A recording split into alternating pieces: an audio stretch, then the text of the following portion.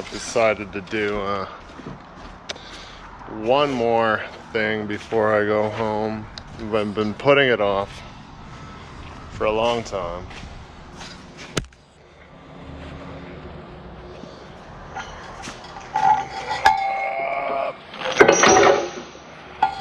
So the cable itself is actually fine, but the bell is like soft steel and I don't like that. So we're gonna slip line.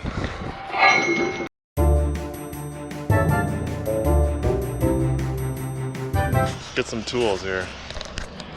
There's a couple ways you can do this. I usually opt to swing a hammer and use a line cutter the manual way. You need a knob. Depending on size of line, you might need different color. This fits 1 inch and 1/16". I'm using a chop saw because I think the only line cutter is on the picker. I think. This would be only the second time I've slipped line. You can opt to usually go to the place and get it slipped and a press on. But that's a press on and it gets mangled over time because it's soft steel. So I don't know, instead of wasting time aimlessly looking for the line cutter that I won't find, then I'll just use that. Pretty sure that one's on the picker. It'd be nice if we had a hydraulic one. Maybe I can use the bolt cutters. Electric it is. So if you're gonna slip your line, there'll be 4 things that you need. 5 would be great, but of course you need a new nub. This is what I like to use to put the brass in around the core in the nub. And of course, your flathead screwdriver so you can try to poke yourself in the hand with it. And a hammer. And a means of cutting your line, whether that be manually by hammer and a line cutter, chop saw, or a hydraulic cutter. Second pair of hands is nice sometimes too, but we'll be alright. Now you can do this anywhere. I've had to do it in the field before because I got a little greedy.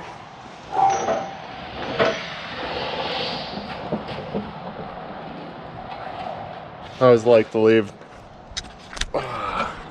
the tail on as long as it's on properly in the first place. How to tell that is just how it lays on the link against your nub. Your nub should be facing up to the sky, and the backside, the thickness of your hook should be laying on the ground.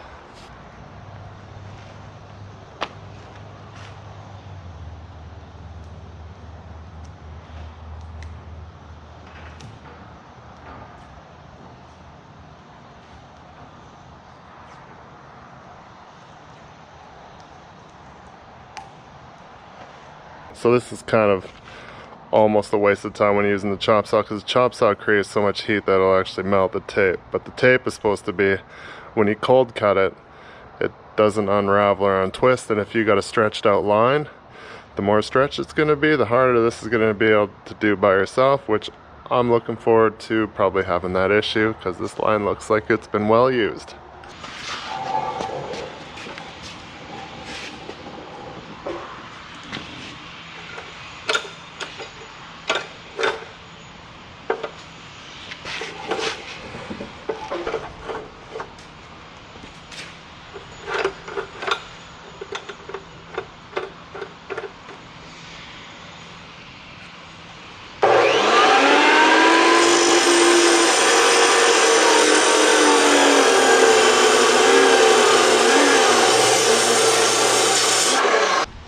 Alright, success. Not the prettiest, but that's how you tell it's kind of stretched out, is it wants to separate.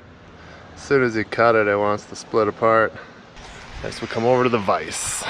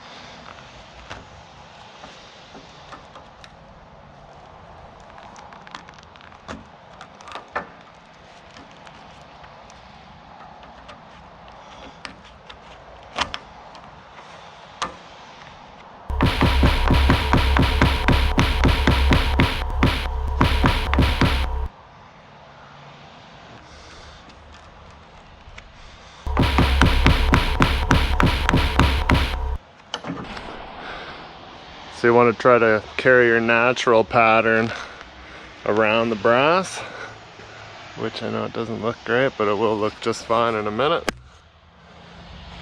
I forgot my real hammer. That was the fifth thing you want, is the real hammer. Well, that's where your little guy comes in handy here.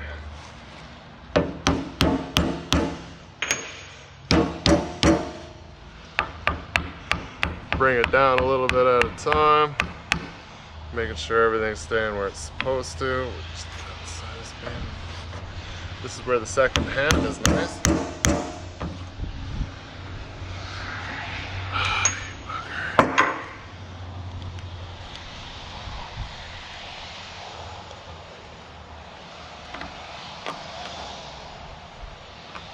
Stay.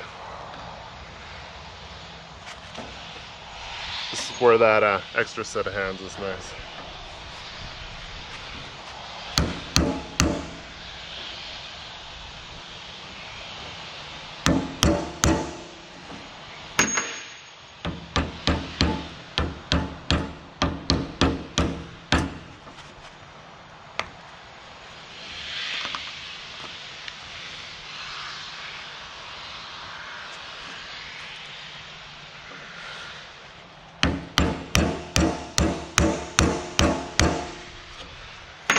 There we go.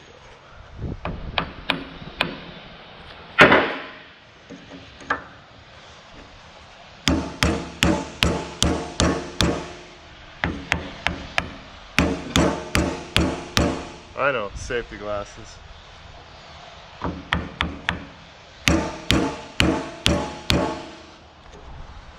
All right. So now it's starting to look like it's following series around its natural spiral. Yep. And you always want to make sure the brass is flush with each other too. You don't have one side higher than the other. You always want to leave some tail, because once you suck into this, it's going to set a little bit deeper. So I should go just a little bit more.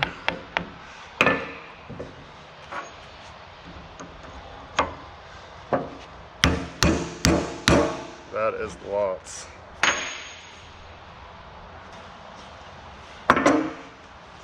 And carefully take it out of the vise.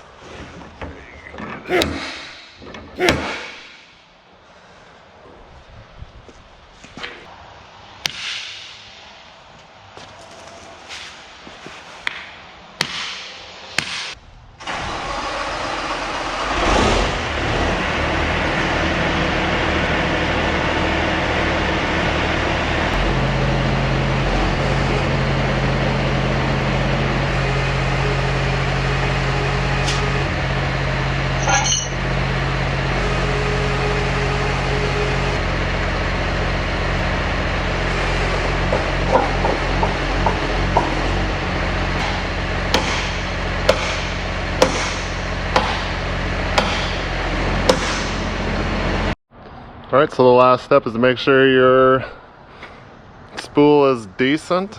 Then hook her into your skirt somewhere it can hold. Don't put it in the D-ring. And then you just go until she powers out. Hit it with a hammer, and so your shock load, you set your bell, you're good to go. Put your tools away.